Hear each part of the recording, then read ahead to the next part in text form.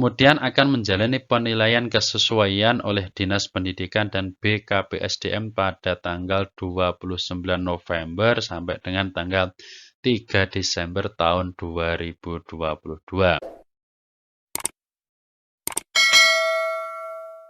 Bismillahirrahmanirrahim. Assalamualaikum warahmatullahi wabarakatuh. Salam sejahtera untuk Bapak Ibu guru hebat dimanapun berada. Pada kesempatan kali ini, izinkan saya untuk berbagi informasi kepada Bapak Ibu guru hebat dimanapun berada kaitannya dengan rekrutmen P3K Guru tahun 2022. Kalau di video-video sebelumnya saya membahas kaitannya dengan teman-teman yang masuk ke dalam pelamar prioritas 2 dan prioritas 3. Pada video kali ini saya akan membahas kaitannya dengan tidak hanya teman-teman yang P2 dan P3, melainkan ini berlaku untuk teman-teman yang masuk ke dalam P1, P2, P3 maupun teman-teman yang masuk ke dalam pelamar umum.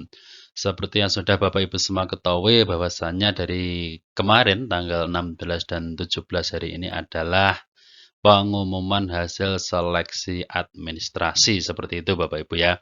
Nah, adapun cara cek kelulusan seleksi administrasi P3K Guru tahun 2022 ini saya kira Bapak Ibu semua sudah paham ya.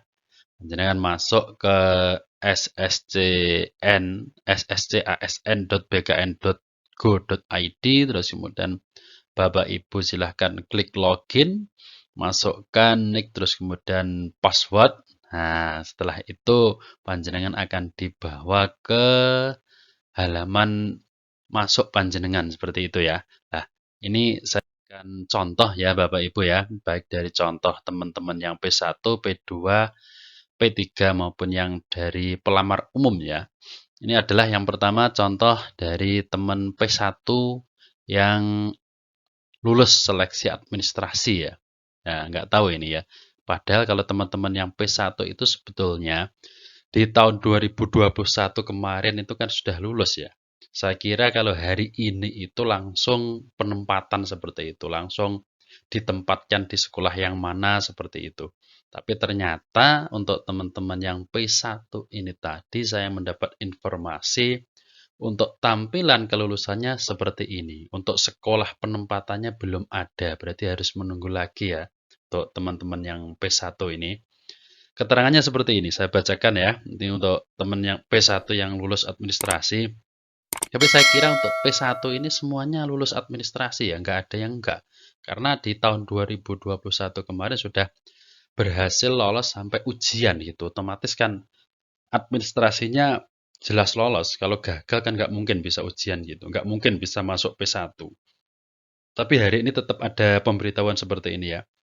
Selamat, ya, atas nama ini Anda lolos tahap administrasi berkas pencetakan kartu peserta ujian CASN 2022 untuk instansi yang Anda lamar. Ini nama instansinya akan diinfokan lebih lanjut di kemudian hari. Ini adalah contoh teman dari P1 yang lulus seleksi administrasi.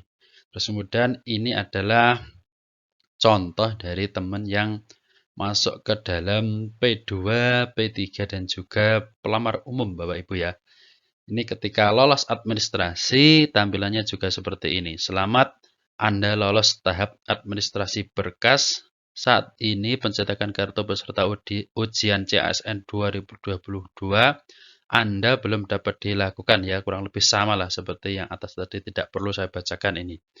Terus kemudian ini teman-teman ya, untuk P2, P3 maupun pelamar umum yang belum lulus administrasi, itu juga ada keterangan ya ini. Mohon maaf Anda tidak lolos tahap administrasi karena belum memenuhi persyaratan administrasi instansi yang dilamar. Alasan tidak memenuhi syarat dari verifikator yaitu transkrip nilai fotokopi. Ini sudah saya jelaskan Bapak Ibu ya di awal video ini, di awal channel saya ini, bahwasanya yang harus diupload itu nanti adalah yang asli ya. Kalau di sini dicontohkan fotokopi yang diupload ya otomatis gagal ini di seleksi administrasi. Tapi tenang Bapak Ibu ya, untuk yang masih gagal di seleksi administrasi, Bapak Ibu ini masih diberi kesempatan untuk memperbaiki ya, untuk memperbaiki atau diberi kesempatan untuk mengunggah ulang berkas atau yang kita sering dengar itu dengan sebutan masa sanggah seperti itu ya. Anda dapat melakukan sanggah mulai tanggal 18 bulan 11 tahun 2022 ini dan berakhir tanggal 20 bulan 11 tahun 2022. Jadi masa sanggah Bapak Ibu yang belum lulus seleksi administrasi itu adalah tanggal 18 sampai dengan tanggal 20. Oleh karena itu, bagi Bapak Ibu yang belum lulus seleksi administrasi, gunakan masa sanggah ini dengan sebaik-baiknya. Seperti itu Bapak Ibu ya. Ini adalah contoh tampilan yang belum lulus. Selanjutnya Bapak Ibu ya, terkait dengan video ini yang saya tuliskan di judul tadi ya, bahwasanya apa sih yang harus dilakukan oleh teman-teman itu ketika sudah lulus administrasi. Ini yang pertama, ini untuk teman-teman yang masuk ke dalam pelamar P1. Nih, apa yang dilakukan? Nah, kalau untuk teman-teman yang masuk P1 dan sudah mendapat keterangan, mendapat penempatan, nah ini Bapak Ibu ya, tinggal menunggu pengumuman saja di mana akan ditempatkan. Pelamar P1 tidak akan menjalani tahap seleksi sebagaimana pelamar prioritas lain. Ini saya kira sudah jelas ya Bapak Ibu bahwasannya untuk teman-teman yang P1 ini jika sudah lulus administrasi itu tinggal menunggu saja Bapak Ibu ya. Menunggu sambil santai-santai mungkin di rumah sama minum kopi seperti gambar ini bisa ya. Dan jangan lupa Bapak Ibu ya, meskipun Bapak Ibu yang P1 ini sudah mendapatkan penempatan, panjenengan harus tetap banyak-banyak berdoa seperti itu ya. Perbanyak berdoa sambil menunggu. Saya doakan semoga pengumuman untuk tempat sekolah itu segera seperti itu. Saya yakin untuk teman-teman yang P1 ini pengennya juga segera diumumkan gitu ya, biar tahu di mana tempat mengajarnya yang baru atau di sekolah mana ditempatkan seperti itu. Tapi karena sampai saat ini belum ada info ya, yang valid terkait dengan hari H atau kapan penginformasian tempat sekolah Bapak Ibu untuk yang P1, maka ya kita tunggu saja dengan sabar seperti itu. Untuk yang pelamar P1, tinggal menunggu. Terus kemudian ini Bapak Ibu ya, untuk pelamar P2 dan P3 yang sudah lulus administrasi, nah kalau untuk yang P1 tadi bisa santai-santai sambil menunggu, untuk yang P2 dan P3 ini ada beberapa hal Bapak Ibu ya yang perlu panjenengan siapkan. Yang pertama yaitu kayak panjenengan harus persiapkan diri untuk uji kompetensi Bapak Ibu ya. Untuk uji kompetensinya seperti apa ini sudah banyak saya bahas di video saya sebelumnya ya. Ini mungkin kalau Bapak Ibu ada yang belum lihat bisa melihat, menyimak seperti itu.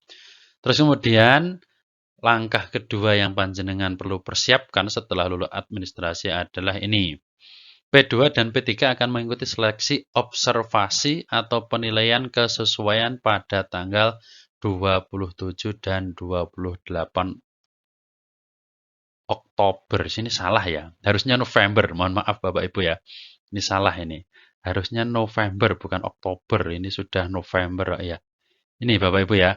Jadi untuk teman-teman yang P2 dan P3 itu adalah menunggu tanggal 27 dan 28 untuk mengikuti seleksi observasi yang dilakukan oleh pengawas sekolah, oleh kepala sekolah, dan oleh guru senior. Ini panjenengan siapkan diri Anda.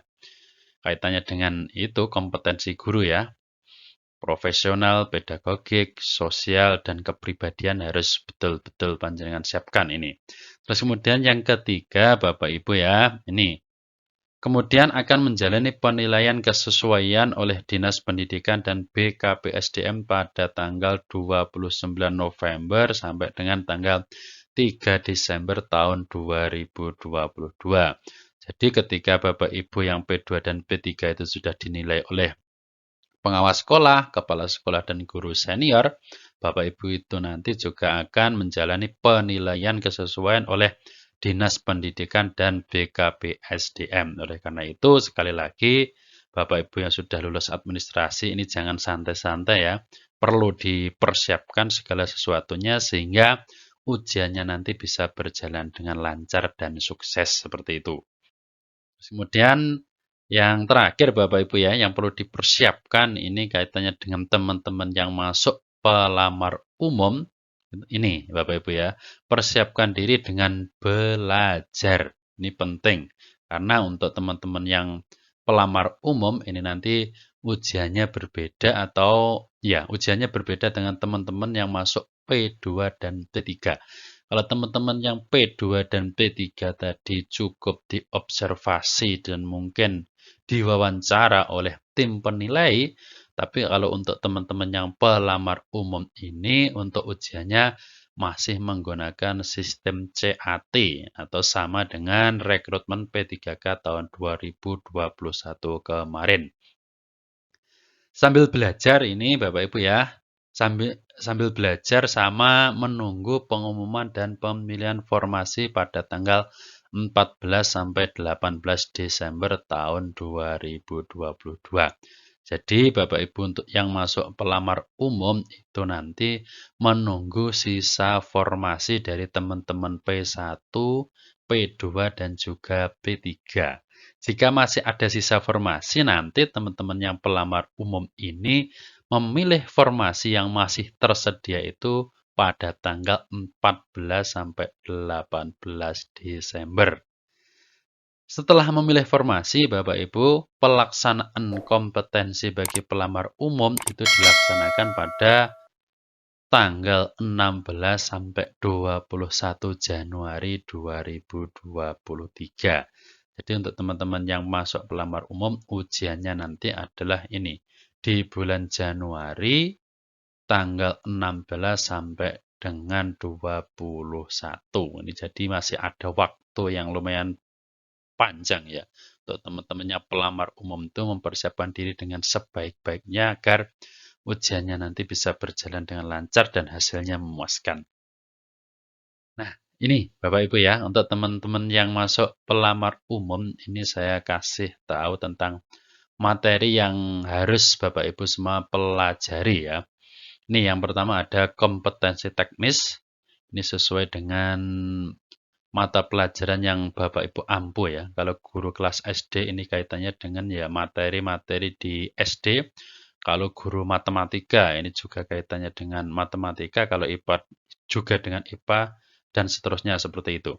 Untuk kompetensi teknis di ujian CAT nanti butir soalnya ini Bapak Ibu ya. Ada 80 sampai 100 nomor dan waktu pengerjaannya adalah 120 menit. Cukup cepat Bapak Ibu ya. Mengerjakan 80 sampai 100 nomor hanya dalam waktu 120 menit dan ini adalah apa ya? Pengalaman tahun lalu banyak teman-teman yang gagal itu yang ada di sini Bapak Ibu ya. Di kompetensi teknis. Oleh karena itu untuk teman-teman yang masuk pelamar umum siapkan dengan sebaik-baiknya agar di kompetensi teknis nanti hasilnya memuaskan seperti itu. Terus kemudian yang kedua yang perlu Bapak Ibu semua pelajari adalah ini. Kompetensi manajerial. Ini ada 25 soal. Terus kemudian waktu pengerjaannya juga 25 menit. Untuk soal manajerial ini nanti tidak ada jawaban yang salah Bapak Ibu, melainkan A, B, C, D, dan E itu punya bobot. Bobot paling tinggi adalah 5, terus kemudian bobot paling rendah 1. Usahakan Bapak Ibu memilih bobot yang paling tinggi atau memilih jawaban yang paling tepat sehingga nanti bisa mengumpulkan poin yang banyak. Untuk kompetensi sosiokultural ini juga sama. Untuk butir soalnya ada 20, waktu pengerjaannya hanya 15 menit Bapak Ibu. Berarti ini satu nomor tidak ada 1 menit gitu ya. 20 nomor waktunya 15 menit. Berarti 45 detik ini Bapak Ibu harus selesai nih, harus punya pilihan. Tapi sama dengan atas tadi tidak ada jawaban yang salah. Cuma ada poin. Poin tertinggi 5 dan poin terendah adalah 1. Seperti itu. Terus kemudian selanjutnya ini wawancara Bapak Ibu ya. Ini dijawab secara tertulis. Tapi kalau pengalaman tahun 2021 kemarin ini wawancaranya tidak dijawab secara tertulis ya. Melainkan di soal wawancara itu juga ada dari 10 nomor itu ada isian A, B, C, D, dan E seperti itu. Jadi tinggal memilih saja mana jawaban yang paling tepat seperti itu. Waktunya 10 menit berarti satu nomor harus Bapak Ibu selesaikan dalam waktu 1 menit, tidak boleh lebih. Nanti kalau sudah waktunya habis, maka soal yang belum terjawab itu dianggap salah ya. Karena itu manajemen waktu ini sangat penting untuk teman-teman yang masuk dalam pelamar umum. Seperti itu ya. Jumlah untuk butir soal ini atau kisaran 135 sampai 155 dan waktunya adalah 170 menit. Jadi selama 170 menit ini nanti Bapak Ibu yang masuk ke dalam pelamar umum itu akan dibuat ya sedikit pusing lah dengan soal-soal yang sangat luar biasa ya kalau menurut saya. Terutama ini kompetensi teknis ya. Soalnya lumayan panjang-panjang kalau tahun lalu. Semoga tahun ini tidak seperti itu. Baik Bapak Ibu, mungkin itu yang bisa saya sampaikan pada video kali ini. Semoga bisa memberi manfaat kepada Bapak Ibu pejuang NIP tahun 2022 ini. Semoga apa yang menjadi cita-cita Bapak Ibu dimudahkan oleh Tuhan Yang Maha Kuasa. Bagi teman-teman yang belum like, belum subscribe, dan juga belum komen, silahkan di like dan di subscribe. Jika perlu silahkan dibagikan video ini sehingga semakin banyak orang yang mendapatkan manfaat dari video ini.